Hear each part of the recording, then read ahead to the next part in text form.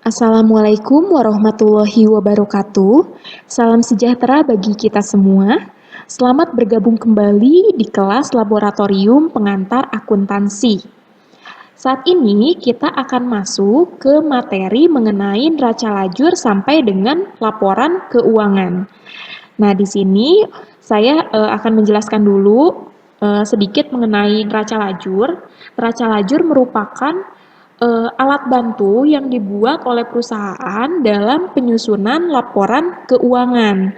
Nah, neraca lajur ini berisi kolom-kolom yang nantinya kita akan membahas lebih detail saat kita masuk ke dalam contoh soal. Nah, di sini ada contoh soal. Kita baca dulu soalnya. Salsa memulai perusahaan konsultasinya dengan nama perusahaan Mandiri pada tanggal 1 Desember tahun 2017. Nah, neraca saldo per 31 Desember tahun 2017 yaitu sebagai berikut. Nah, di sini ada trial balance atau neraca saldo per tanggal 31 Desember atau per akhir periode. Jadi neraca saldo ini kan sebelumnya kan berarti dari tanggal 1 Desember sampai dengan tanggal 31 Desember otomatis ada transaksi. Nah, transaksi ini kita buat dan kita tulis ke dalam jurnal. Nah, dari jurnal kita posting ke dalam buku besar. Nah, saldo-saldo akhir yang ada di buku besar kita buat menjadi trial balance gitu atau neraca saldo gitu. Nah, inilah hasilnya. Ini hasil neraca saldo per tanggal 31 Desember atau per akhir periode. Seperti itu. Nah, di sini juga ada informasi tambahan. Informasi tambahan ini dibuat atau diperlukan dalam membuat ayat jurnal penyesuaian atau AJP. Nah, di sini kita baca instruksinya. Kita diminta untuk membuat ayat jurnal penyesuaian per tanggal atau untuk bulan Desember. Terus di sini juga kita diminta untuk menyusun neraca saldo neraca lajur pada 31 Desember 2017 dan kita diminta untuk menyusun laporan keuangan yang berisi 3 laporan di sini. Kita untuk semester ini baru mempelajari 3 laporan keuangan. Yang pertama yaitu laporan laba rugi, yang kedua laporan perubahan modal atau laporan laba ditahan, dan yang terakhir yaitu laporan posisi keuangan. Oke. Di sini karena kita intinya kan akan membahas mengenai neraca lajur dan laporan keuangan. Nah, untuk AJP tidak saya bahas, tapi di sini ada hasil AJP-nya. Di sini ada AJP untuk bulan Desember yang kita buat tanggal 31 Desember. Mohon maaf ini ada sedikit kesalahan. Di sini harusnya bulan Desember dan di sini tanggalnya tanggal 31. Oke, di akhir bulan atau akhir periode.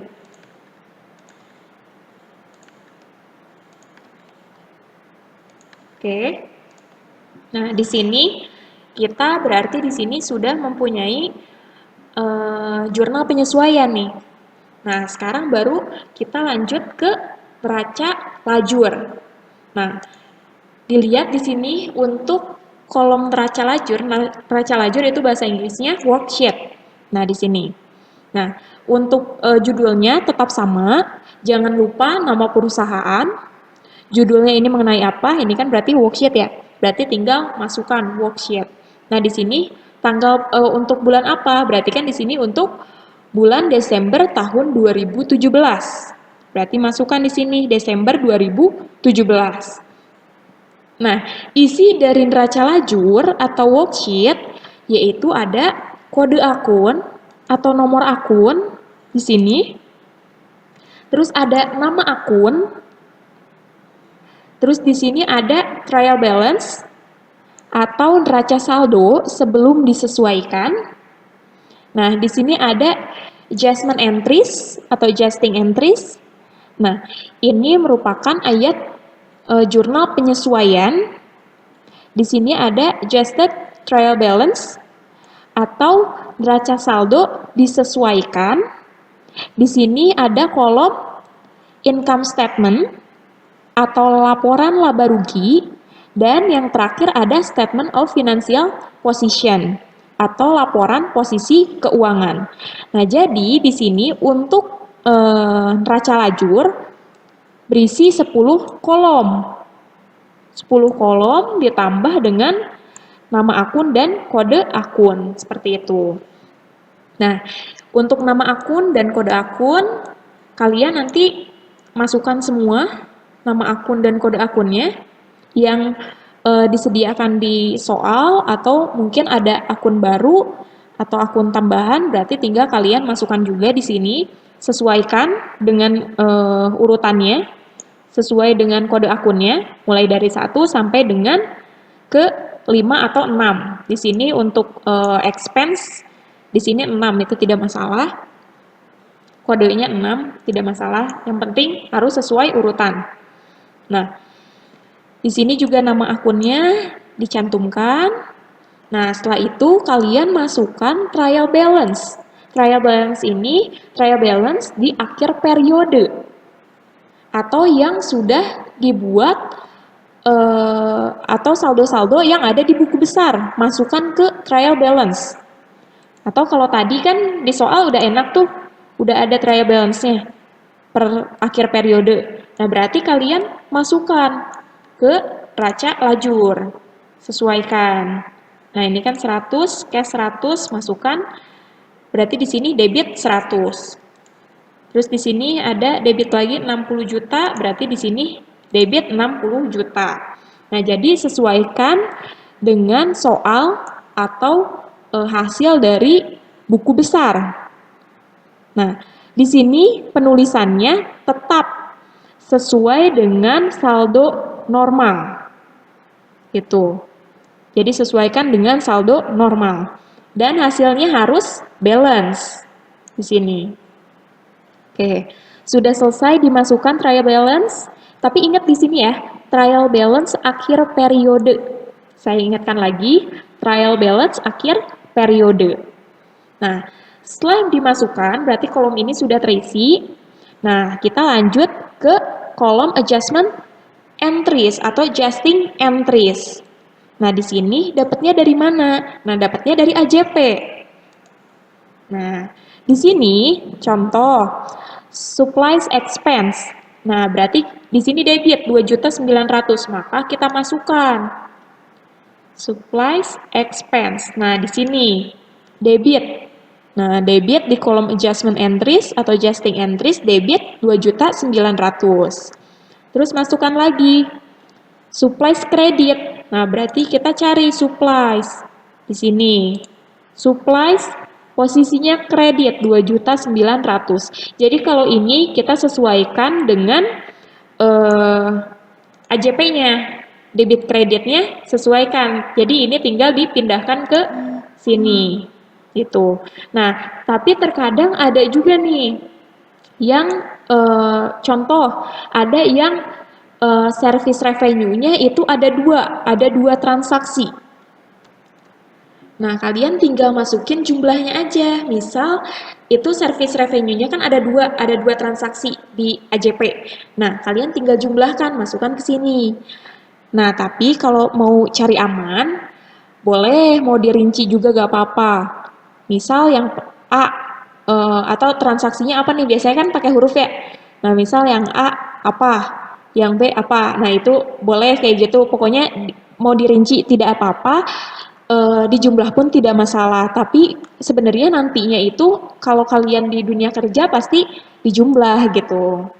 Oke, mungkin kalau di soal kadang ada dosen yang pengennya rinci, yang nggak apa-apa, cari aman, rinciin dulu aja gitu.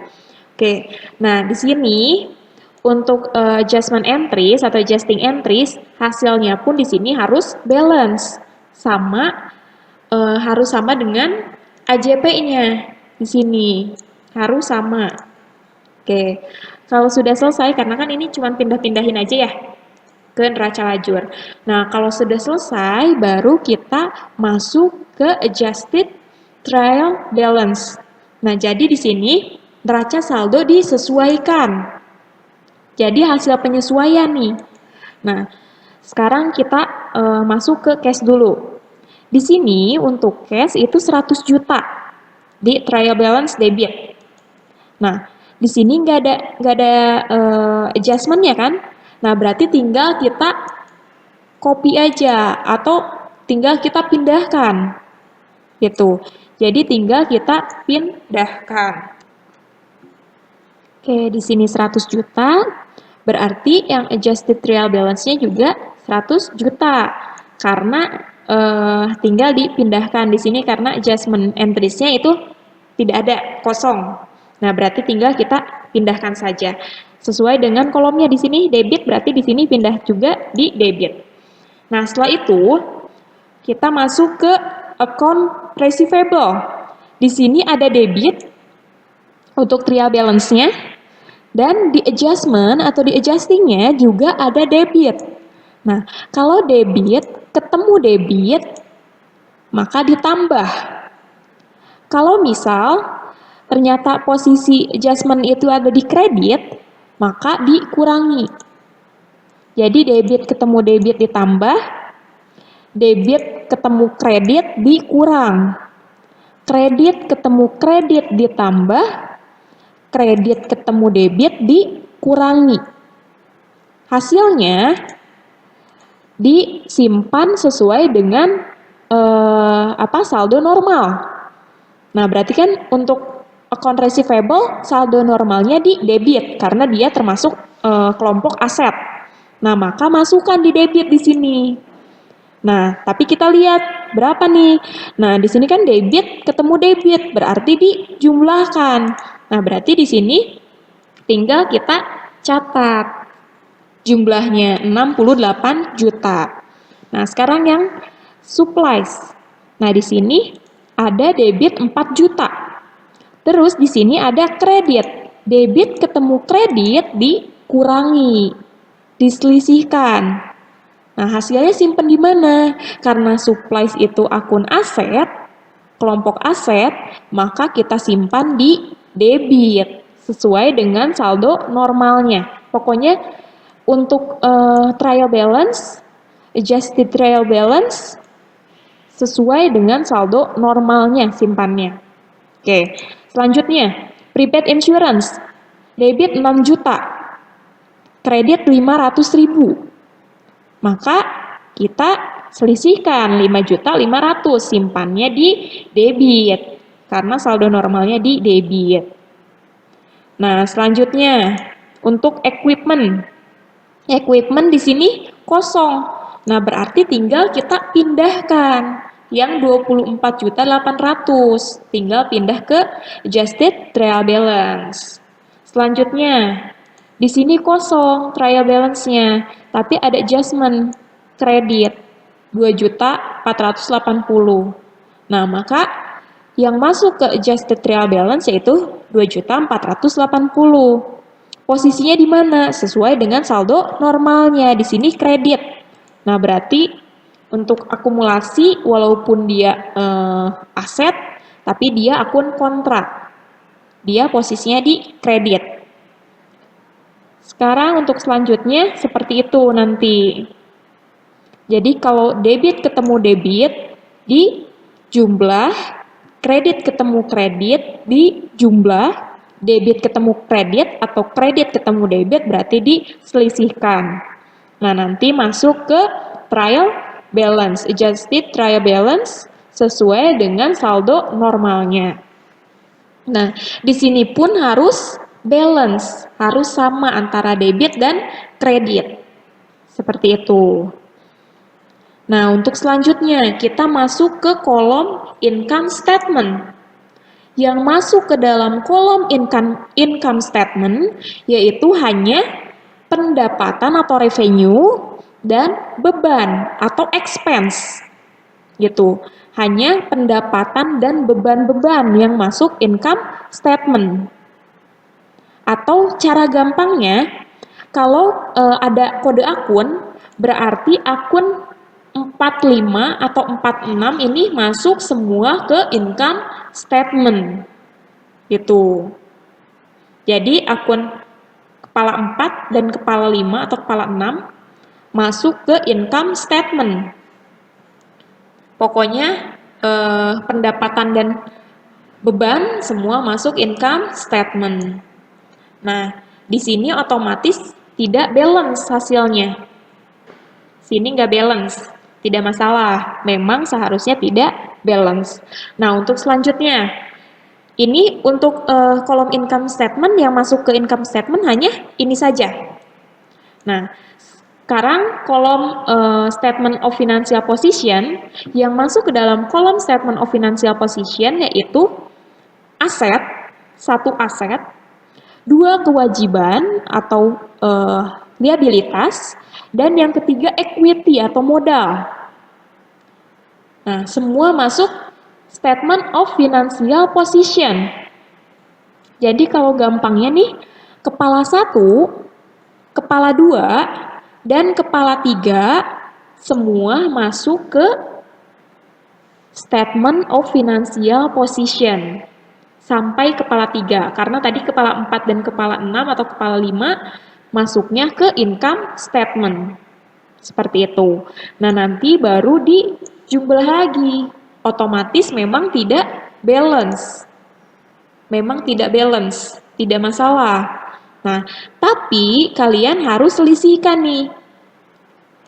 Ini 2 untuk debit kredit di income statement diselisihkan. Nah, masukkan ke yang lebih rendah di sini selisihnya. Nah, jadi ini dikurang ini hasilnya ini. Karena posisinya kenapa di debit? Karena dia lebih kecil, pokoknya simpannya di posisi yang lebih kecil. Nah, nantinya agar balance. Begitupun dengan yang statement of financial position. Ini kurangi ini. Nah, hasilnya simpan di yang lebih kecil supaya nantinya balance. Seperti itu. Nah, hasil dari ini harus sama. Kalau posisinya untuk income statement di debit dan statement of financial position di kredit, maka dia net profit atau laba bersih. Sedangkan kalau ternyata income statement-nya posisi ada di sini, di kredit, dan statement of financial position-nya ada di debit, deketan gini nih, kalau posisinya di sini, berarti itu net loss atau rugi bersih. Seperti itu. Nah, jadi tergantung posisinya. Atau kalau kalian bingung, pokoknya yang deketan ini rugi, yang jauhan laba gitu. Tapi kalaupun memang kalian udah paham nih, otomatis kalau revenue lebih besar dibanding expense, otomatis dapatnya laba. Nah, tapi kalau ternyata bebannya lebih besar dibandingkan dengan revenue atau pendapatan, otomatis rugi gitu. Pokoknya nanti seperti ini. Nah, nanti harus balance gitu. Oke, untuk neraca lajur seperti ini. Untuk selanjutnya kita masuk ke dalam laporan keuangan. Laporan keuangan yang harus dibuat pertama kali yaitu income statement atau laporan laba rugi. Laporan laba rugi ini merupakan laporan yang mencerminkan kinerja perusahaan pada periode tertentu. Nah, jadi untuk income statement dan retained earning statement atau laporan laba ditahan ini dibuat setiap akhir periode untuk mencerminkan satu periode itu saja. Jadi maksudnya nah, untuk income statement dan retained earning statement ini dibuatnya itu kan setiap periode ya. Jadi satu periode pasti nantinya hasilnya akan berbeda dan tidak ada sangkut pautnya dengan periode yang akan datang maupun periode sebelumnya. Nah, dibuat seperti ini untuk bisa membandingkan antara kinerja perusahaan dari tahun ke tahun atau dari periode ke periode gitu. Jadi kalau kalian ditanya laporan apa yang mencerminkan kinerja suatu perusahaan, yaitu laporan laba rugi seperti itu. Oke, sekarang kita masuk ke pembuatan laporan laba ruginya. Nah, di sini untuk laporan laba rugi, jangan lupa judulnya. Nah, judulnya ini berarti nama perusahaan, judul laporannya apa? Berarti kan di sini nama perusahaannya perusahaan mandiri. Terus di sini apa? Judulnya itu berarti income statement atau laporan laba rugi. Dan di sini for the period ended. Jadi untuk periode yang berakhir tanggal berapa nih? Tanggal 31 Desember berarti. Tanggal akhir periode seperti itu. Nah, di sini kebetulan tanggal 31 Desember 2017, maka masukkan di sini Desember 31 2017. Oke, isi dari income statement yaitu revenue dan expense. Pendapatan dan beban-beban. Semua pendapatan dan beban masuk ke dalam income statement. Oke, cara gampangnya kalau kalian sudah membuat neraca lajur, nah ini gampang. Berarti kan kalian tinggal lihat aja di kolom yang income statement. Nah, di sini kan udah ada angka-angkanya. Nah, angka inilah yang akan masuk ke dalam laporan laba rugi atau income statement. Nah, di sini revenue kita cek. Berarti kan yang masuk hanya revenue dan expense. Nah, berarti sudah sesuai dengan yang kolom income statement. Berarti kita tinggal lihat dari neraca lajur.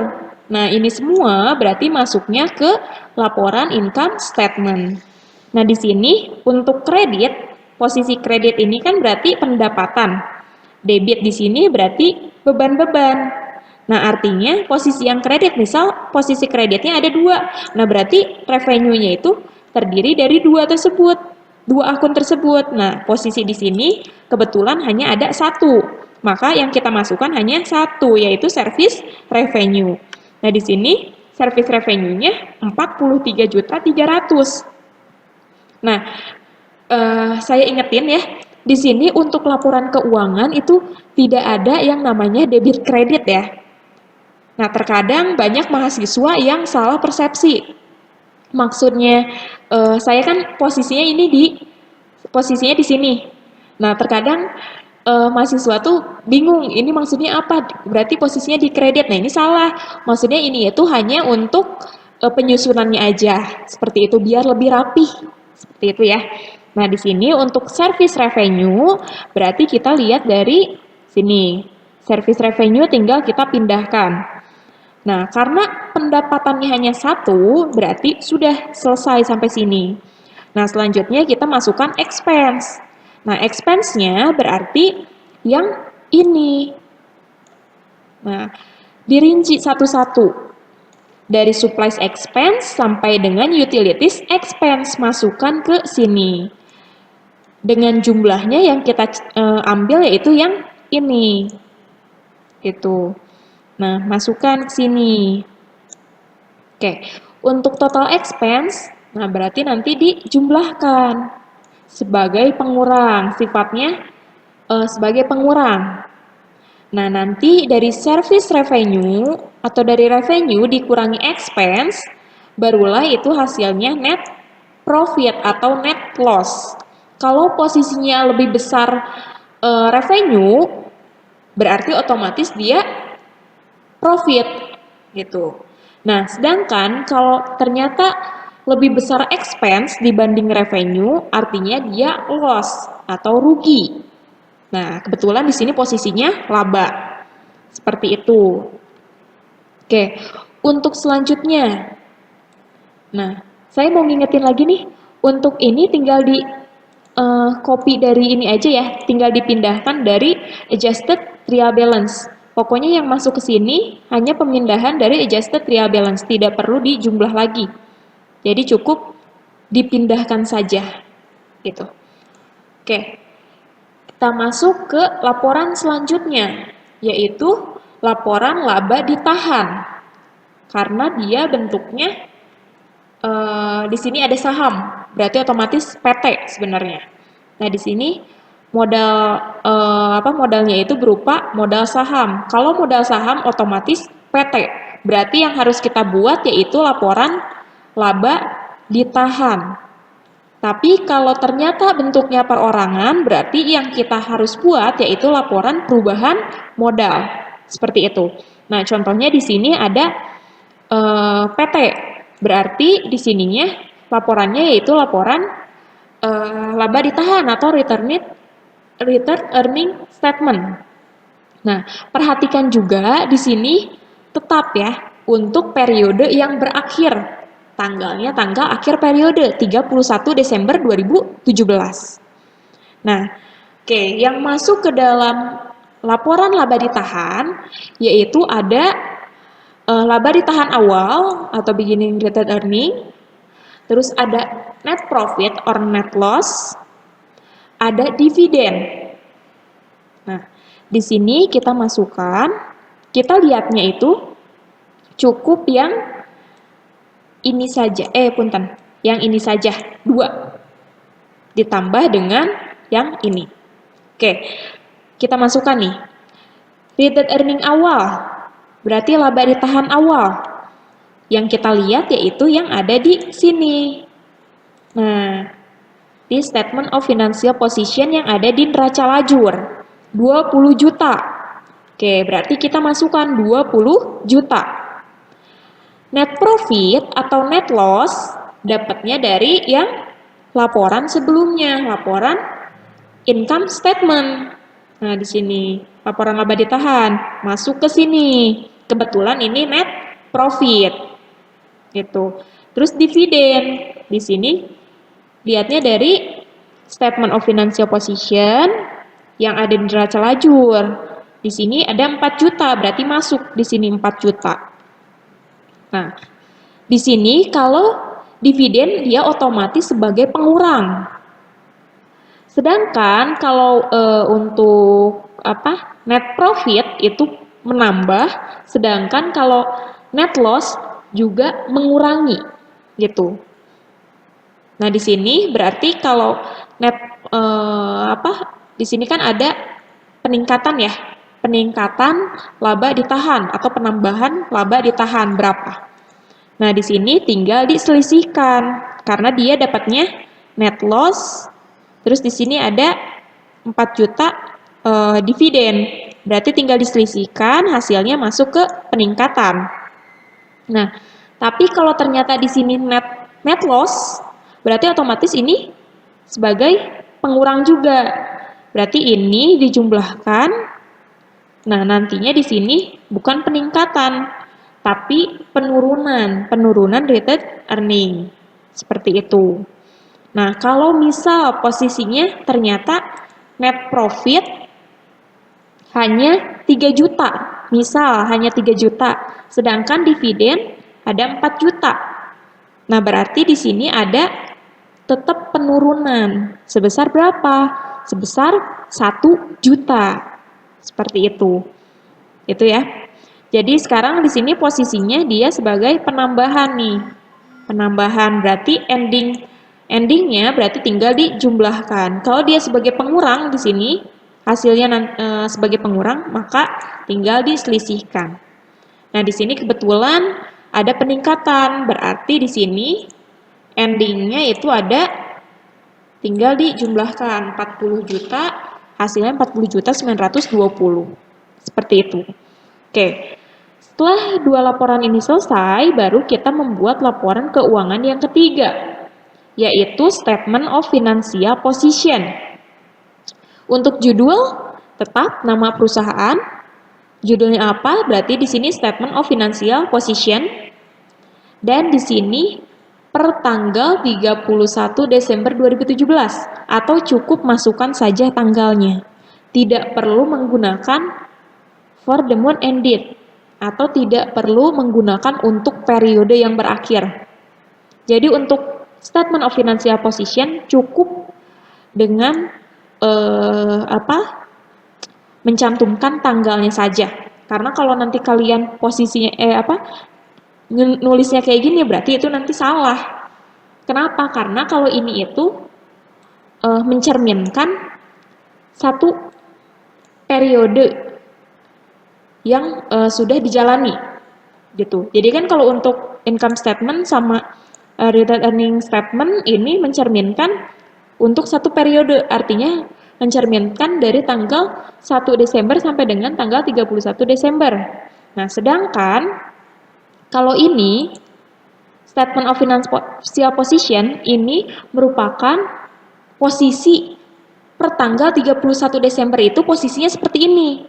Aset kita ada segini, supplies kita ada segini, account receivable kita ada segini. Jadi ini itu posisi benar-benar di tanggal 31 Desember. Seperti itu, makanya dia pakainya hanya cukup tanggalnya saja atau pakai per 31 Desember 2017. Seperti itu. Jadi mencerminkan posisi saat itu. Gitu ya. Oke, isinya apa aja untuk statement of financial position? Nah, isinya yaitu ada 3. Ada asset, ada liabilities, dan ada equity. Gitu. Asset posisinya di sebelah kiri. Di sini ada current asset dan ada fixed asset atau plan asset. Nah, current asset yang aset yang dapat digunakan kurang dari 1 tahun, sedangkan kalau fixed asset ini yang lebih dari 1 tahun masa pemakaiannya. Nah, cara gampangnya kalau udah ada nomor akun ini gampang, cara ngebedainnya gimana? Nah, berarti kan kita masuk sekarang statement of financial position ya. Berarti yang kita lihat itu yang ini, statement of financial position dari 1 sampai 3. Oke, kalau ada kode akunnya ini udah gampang. Berarti 1 itu aset, 2 itu kewajiban, 3 itu modal. Nah, di sini aset pun udah enak. Nah, 1 yang depannya 1 berarti ini current asset. Gitu. Masuk sini. Totalkan. Nah, nominalnya berapa? Nominalnya dapat dari ini. Sini. Tinggal dipindahkan. Nah, yang kedua fixed asset, berarti di sini udah ada kode akunnya 1, 2. Nah, berarti 2 ini masuk ke fixed asset. Yang depannya 1, 2 masuk ke fixed asset. Nah, di sini equipment berarti di debit masuk sini. Nah, di sini akumulatif berarti di sini dia posisinya kredit, dia emang akun kontrak sebagai pengurang. Nah, maka di sini masukkan sebagai pengurang di minus. Jadi kalau akumulasi penyusutan itu dia selalu di bawah asetnya. Berarti di sini equipment, berarti di sininya akumulasi penyusutan equipment gitu. Tinggal diselisihkan tapi. Oke, karena kebetulan ini hanya 2 ya di sini. Nah, berarti tinggal kita masukkan di sini. Tinggal diselisihkan hasilnya total fixed asset. Nah, total asset tinggal dijumlahkan. Gitu. Berapa? Oke. Untuk selanjutnya, berarti kita lihat yang kedua nih. Kepala 2. Nah, di sini ada account payable, unearned revenue, salaries payable, dan utilities payable. Semua masuk ke current liabilities. Karena dia 2, 1 gitunya. Kalau ada 2, berarti dia masuk ke long term liabilities. Seperti itu. Oke, untuk selanjutnya berarti kan ini tinggal di copy. Tinggal dipindah maksudnya. Nah, ini tinggal dipindahkan ke sini. Totalkan current liabilitasnya berapa. Nah, untuk selanjutnya equity. Nah, equity berarti yang masuk ke equity kalau dia statement kalau dia perusahaannya itu PT, Berarti ada share capital ordinary dan retained earning. Hanya dua. Nah, tapi kalau ternyata perusahaannya perorangan, CV atau firma, yang masuk sini itu modal akhir. Cukup modal, hanya satu. Cukup modal, karena dia tidak ada retained earning. Jadi cukup, biasanya namanya siapa? Misal modal Agne. Nah, berarti Agne Capital. Nah, dapatnya dari mana Agne Capital? Dapat dari laporan yang di sini. Kalau dia CV perorangan atau firma. Sedangkan kalau dia bentuknya PT, berarti share capital ordinary dan retained earning. Dua yang masuk ke equity. Nah, share capital ordinary-nya dapat dari mana? Dapat dari yang di sini. Statement of Financial Position yang sini Din Rasha Lajur, share capital ordinary masuk 50 juta. Masuk berarti sini 50 juta. Terus di sini ada retained earning. Retained earning yang diambil yang mana? Bukan yang di sini. Bukan yang di sini. Tapi masukan dari laporan sebelumnya yang ini. Masuk ke sini. Oke. Dividen kemanain? Dividen nggak usah kita masukin ke statement of financial position karena dia sudah tercantum di laporan sebelumnya. Seperti itu. Jadi untuk price atau untuk dividen tidak dimasukkan ke dalam statement of financial position karena dia sudah masuk ke laporan laba ditahan atau laporan perubahan ekuitas atau modal. Seperti itu. Jadi cukup untuk PT hanya 2, untuk perorangan CV maupun firma hanya 1 modalnya saja. Seperti itu. Nah, untuk ini berarti sudah selesai, tinggal dijumlahkan total equity-nya berapa. Nah, berarti tinggal ditotalkan total liabilities dan equity-nya berapa. Harus balance, harus sama. Seperti itu. Nah, ini kalaupun kalian nanti tidak ada kode akunnya, misal tidak di soal itu tidak ada kode akun. Nah, berarti kalian harus paham mana yang masuk current asset, mana yang masuk fixed asset, mana yang masuk liabilities, yang current-nya yang mana, yang long term-nya yang mana, kalian harus paham. Pokoknya kalau yang liabilitas lancar atau aset lancar itu yang kurang dari 1 tahun.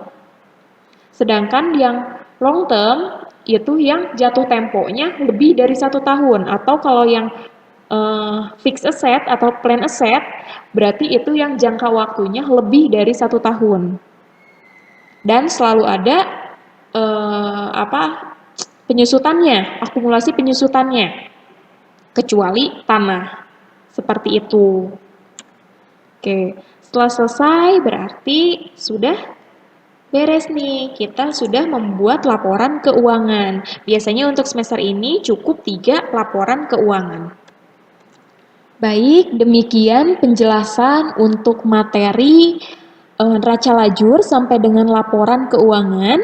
Semoga bermanfaat dan selanjutnya akan masuk ke latihan-latihan soal yang ada di buku laboratorium. Nah, selamat mengerjakan. Semangat belajarnya.